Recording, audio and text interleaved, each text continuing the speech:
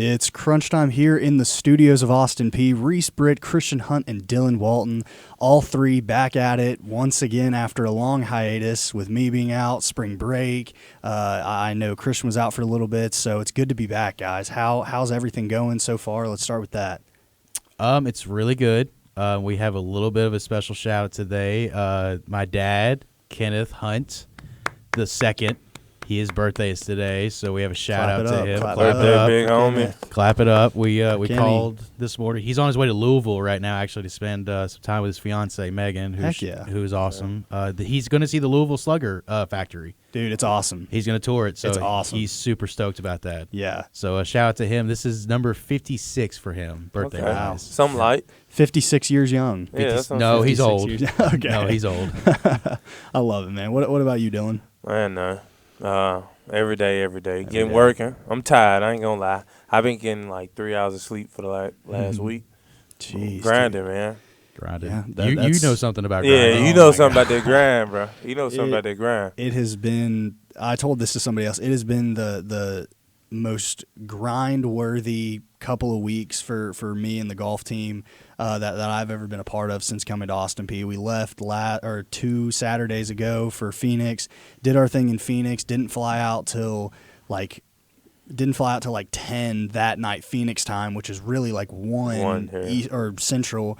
Didn't get back until late, whatever. Then on that next Saturday, we left to Missouri State, did our thing these past couple days, and then didn't get back till 12 last night. So, but I'm here and kicking. Got some good rest. But Is it your birthday for real? It is too. I didn't want to mention Dude, it. what in the world? It is though. I was trying to give my dad like the whole spotlight. Are you serious? Yeah, it is my birthday too.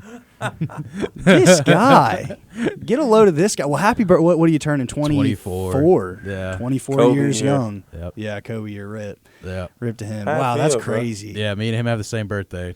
That's crazy. Actually, so get this. So Isabella's boyfriend, he has March 20th.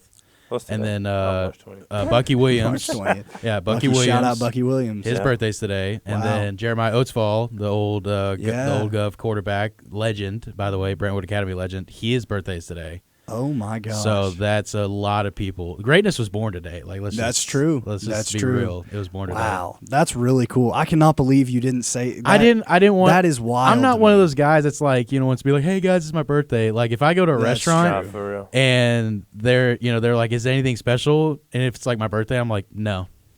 Dang, yeah. Because I don't like it. Like when you go to a restaurant and they That's like do the whole true. song and dance for you. Yeah, I the hate ice that. cream I and hate cake. that. We I'll went- take the ice cream. I'll take the Yeah. ice cream, but I Yeah. hate like I don't like the attention to be on me. That's true. I can agree with that. But we went to Texas Roadhouse, and I'm They're the telling you, worst. there was literally a birthday every other minute we were there. Yep. It was crazy. But And they're loud too. They're They very are. loud. So like in that regard, they're the worst. Now their food's great. Oh, Oh, the I food's thought that's what I was phenomenal. gonna say. They food No. busting. No, their food's great, but Their like food's phenomenal, in terms of the birthday stuff, they are so loud. It's so obnoxious. I They go, hate it. Attention, Texas Roadhouse. I love it. And then but- a yeehaw.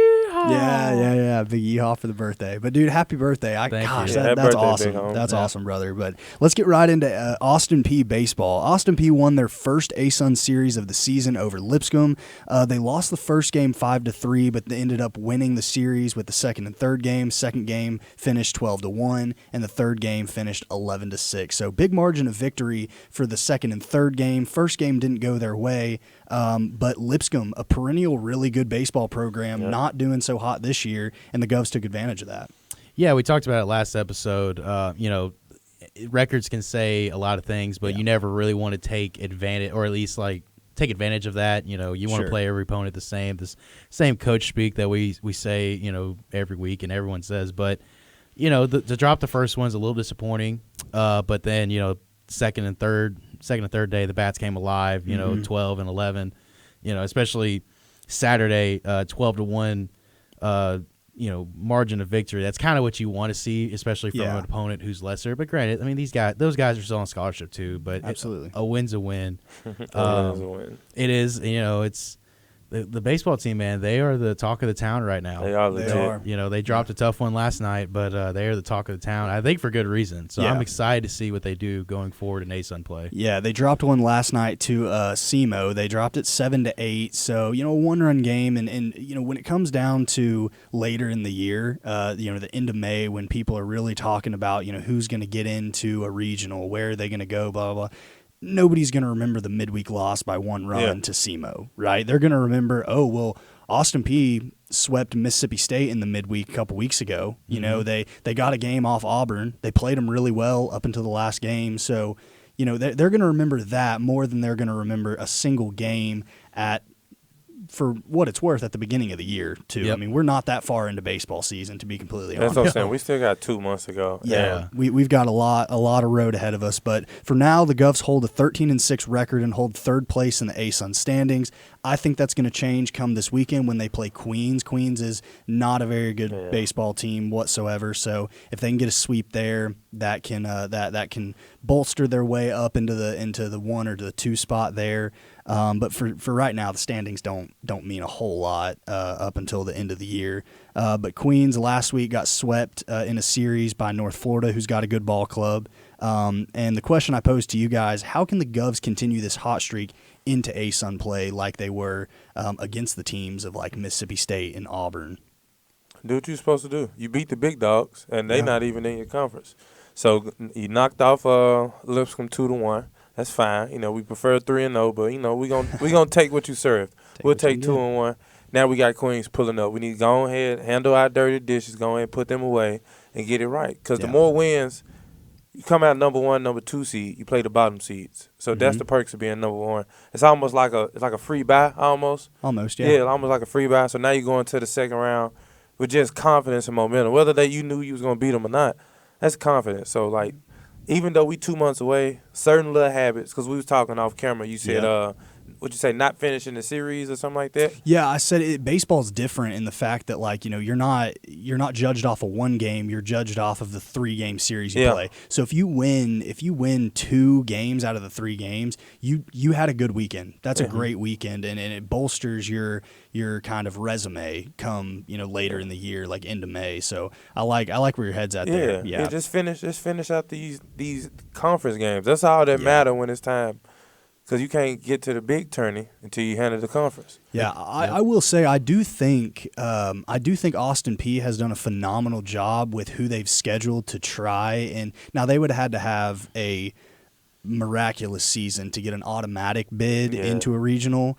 Don't get me wrong on that, but I do think they did a better job this year in scheduling teams like Mississippi State and Gonzaga and Auburn and all those teams, Missouri, to, you know, at least give themselves, Ole Miss, to at least give themselves an opportunity to, if they did have a miraculous season, to end up, you know, having a resume built to where the NCAA selection committee is going to sit there and say, wow, like, we're going to take Austin Peay over, you know, over like Northern Colorado or whatever, you know, a bigger mid-major. So they've done a phenomenal job there. Now they just got to handle business, like we were talking about and like Dylan said. Yeah, but the one thing that it always scares me, and listen, I'm not a baseball expert by any means. I'm a football guy. I think it's very well documented on this on this show. But baseball is one of those weird sports that you can find a way to beat teams that you really shouldn't have any ability to beat, and then the vice versa. You can find a way to lose a team that you should have no business losing to. And I'm sure Mississippi State fans are saying the exact same in their podcast. They're like, how did we lose to Austin Peay? Yeah. You know what I mean? So it's kind of like one of those things. I mean, listen, you know, we beat Vanderbilt a handful of years ago. Mm-hmm. So stuff like that happens. Now you don't want to be on the other side of it.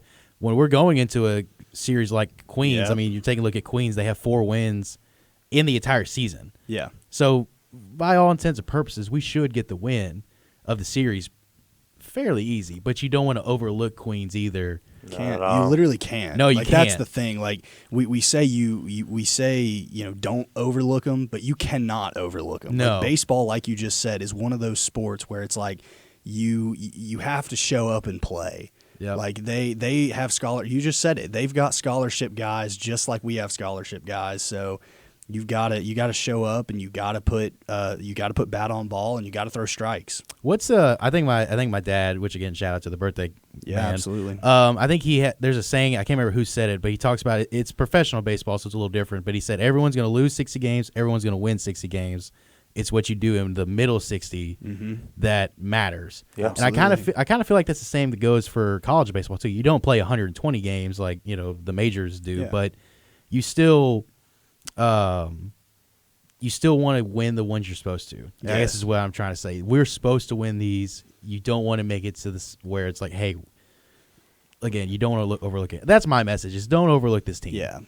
You do not want to. Yeah, that's. I know we keep harping on that, but handle business. Exactly. Handle you business. have to if you want to get to where you're going ultimately for Austin Peay, and that's a bid into a regional. Yeah.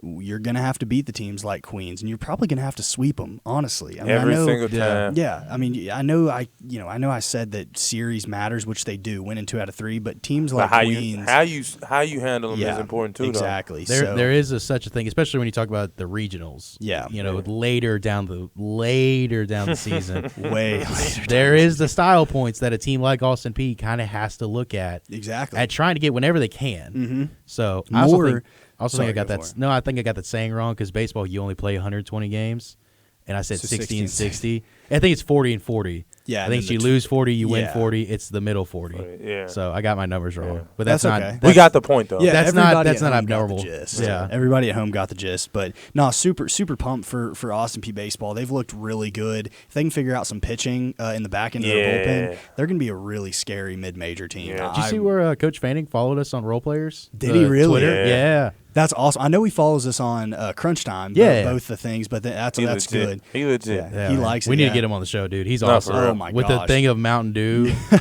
that would be so cool. Well, we couldn't do it because of what is it? It's not patent purposes, but yeah, we'll just take the logo off. oh, that's Yeah. true. We That's can just true. take the Have logo. it We all engraved know on. what it is. Yeah. No, that's awesome. I love how D1 baseball, when we beat Mississippi State, they put on there like the Mountain Dew boys, and I've used that. Like I love it. I think that was one of the best things Austin Peay baseball could have done is kind of brand themselves in that aspect, to get on a bigger marketing stage. But So- Gerald's like sitting there going to like our sponsors, which is Coco, be like, listen, Yeah. guys, all right, like you gotta give us a break Gotta here. chill. That's what I'm saying. Yeah, I'm Can't mess sure. up the bat. I'm sure the No. the fine wasn't pretty, but that's, I hope not. Yeah, right. But winning is going to mask a lot of that too. So you got to think about that. But really quick before we move on, I want to do a social media reader. Follow us at APSU Crunchtime on both Twitter and Instagram. That's at APSU Crunchtime. We try and post on there about every day, every other day. I've been so swamped with different sundress things, but I try my best, and I know we try our best here to put content out for you as well. So go follow us. That's at APSU Crunchtime on both Twitter and Instagram.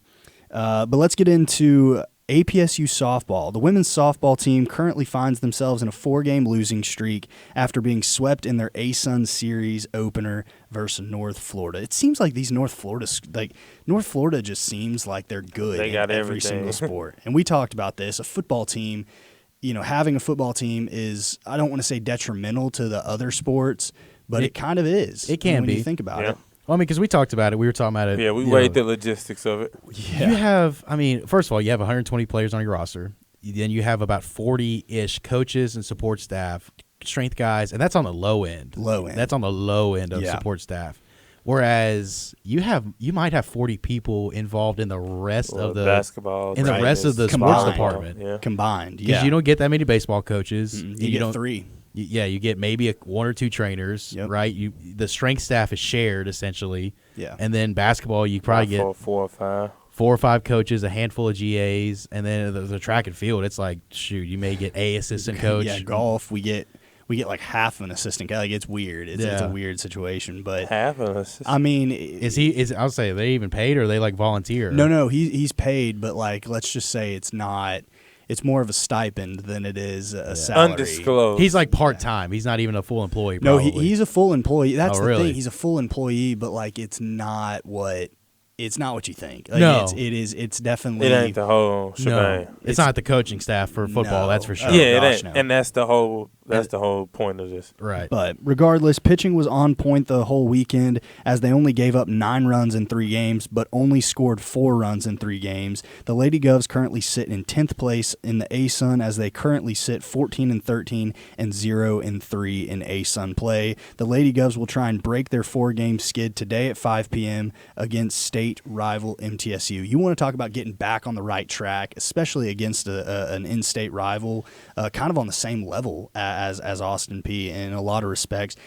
Win today against MTSU, and the mindset around that program is going to shift. It's kind of funny how we talked about the men's, how we're like, hey, mid-game week doesn't really matter. Well, for the women's, it sure matters. When you're losing, it matters. It matters today. But golly, you take a look at the standings. They got a log jam at number 1. You got EKU, Florida Gulf Coast, and North Al. You got 3 teams with 20 wins. Now, granted, EKU has played less teams because they're 20-4, and then Florida Gulf Coast and North Al are both at 20-10, 29.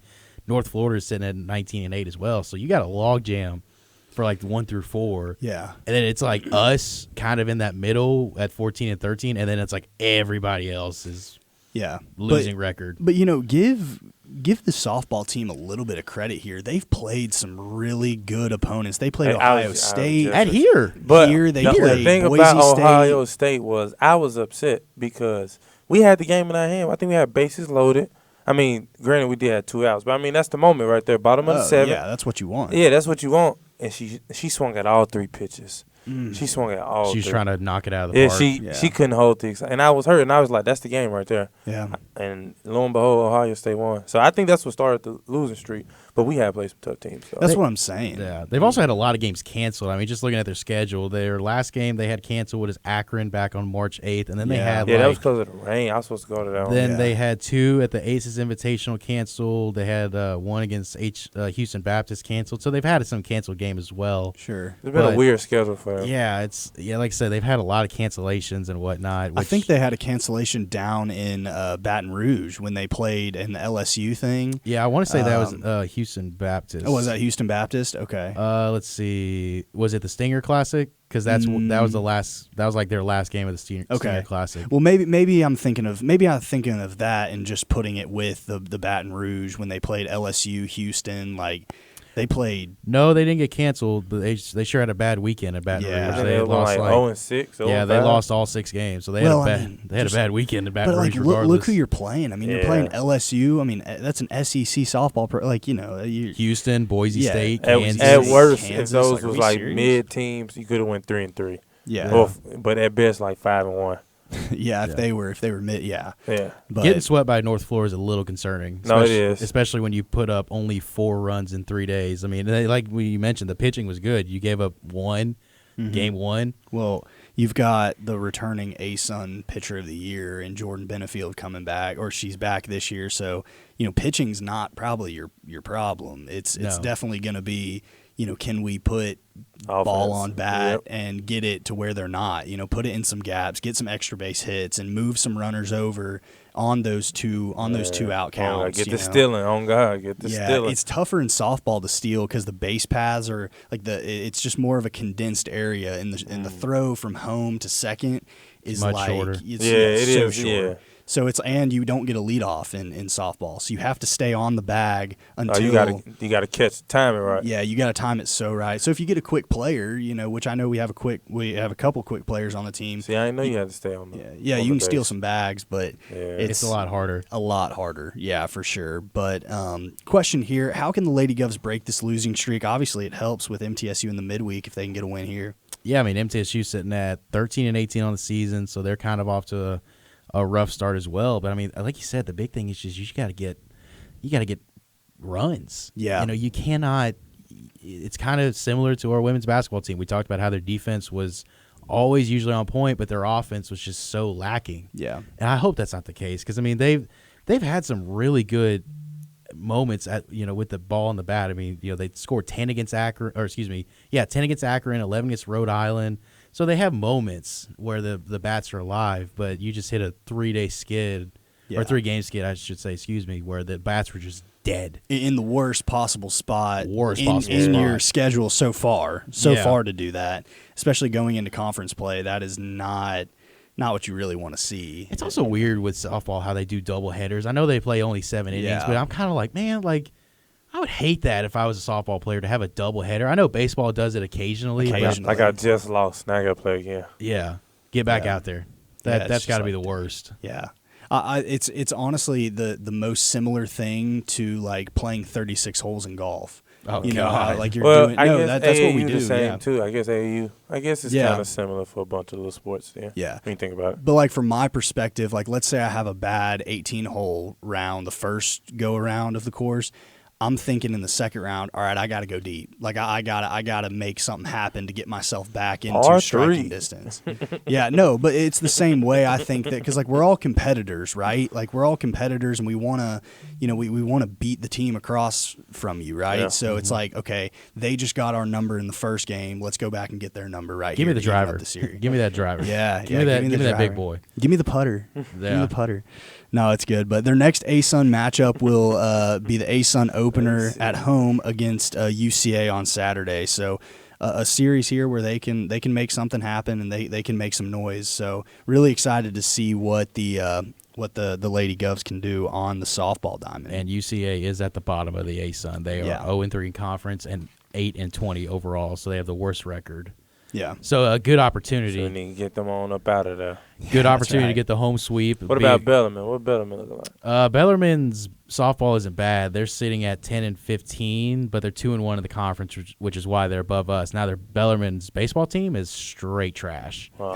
They've got 1 win on the season as a whole, so they are straight garbage. Yeah. I don't like to call people out a lot, but you got 1 win. I mean, you calling it what it is. Yeah, they're trash. Can't do nothing about it. Now, knowing us, they'll find a way to beat us. And Yeah, then, 1 out of the 3 games. And then their sideline Bellarmine will tweet at us. Yeah, right. At Crunchtime. Jeez. Yeah. At Sidelines Austin Peay. No, it's good. But, yeah, excited to see what the softball team is going to do the rest of the year. But I'm going to go over this real quick so we can get to Austin Peay basketball because they've got a game tonight against Alabama A&M. But first, men's golf. The men's team's coming off a 12th place finish at the Grand Canyon University Invitational.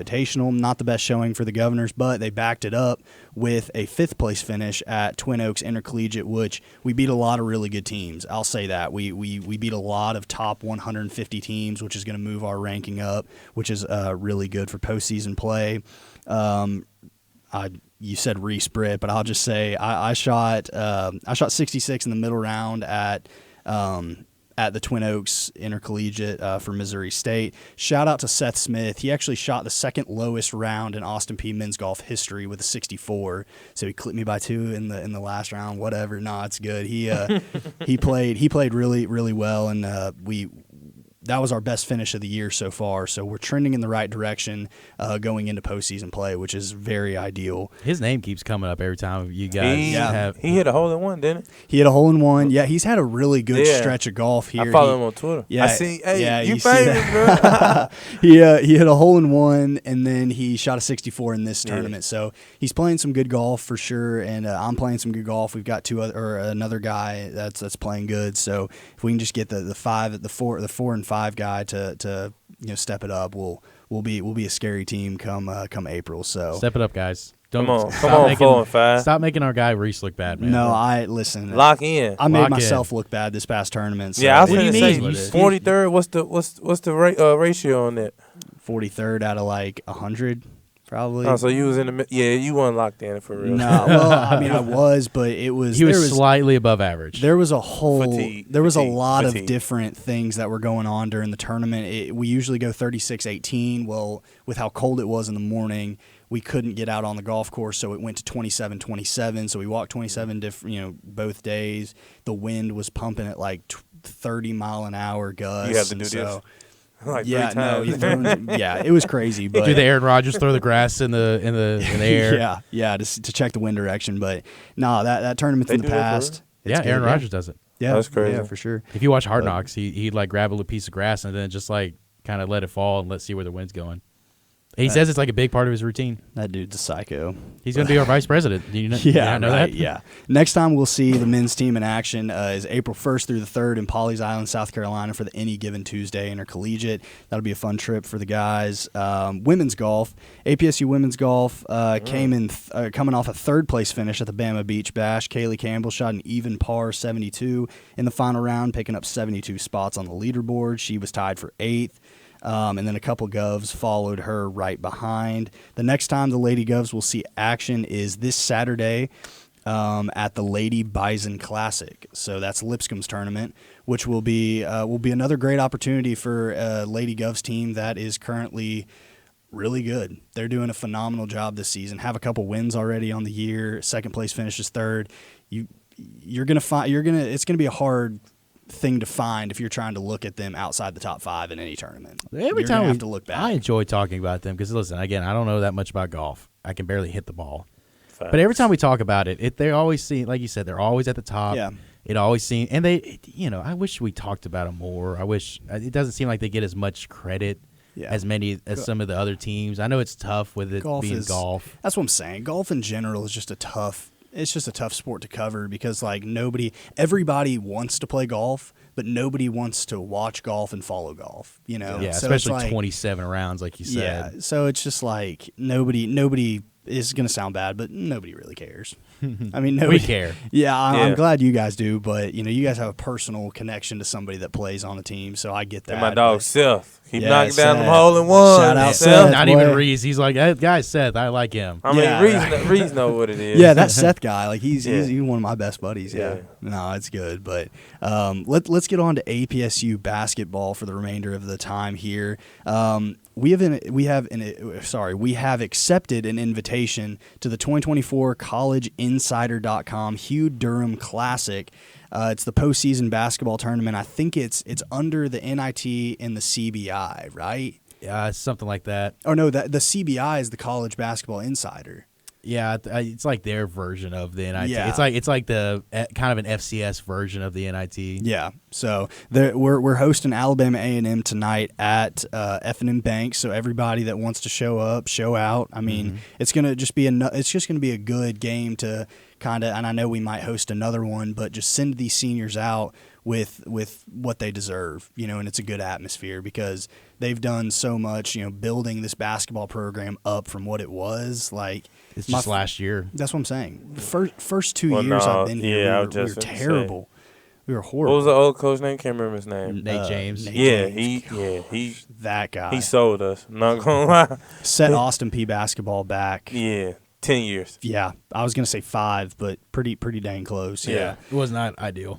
So, but also in the headlines, Coach Corey Gibson has been named a finalist for the Ben Jobe National Coach of the Year Award. There you go, Coach Gib. Yeah, the award is presented to the top minority head coach in Division I. And, obviously this might be a little biased, but I personally think he should get it because what he's done with a basketball team, with how late he got hired in the process, and for him to field a basketball team, let alone field a team that was 3 points away from being in March Madness. Yep. Mm-hmm. With a new arena first year. Yeah. And I mean, I haven't gotten to talk about it on here, but going to that game, the semifinal game, that was the most electric atmosphere I have seen at Austin Peay probably in my days. Basketball, football, every sport. I mean, that was just awesome to see.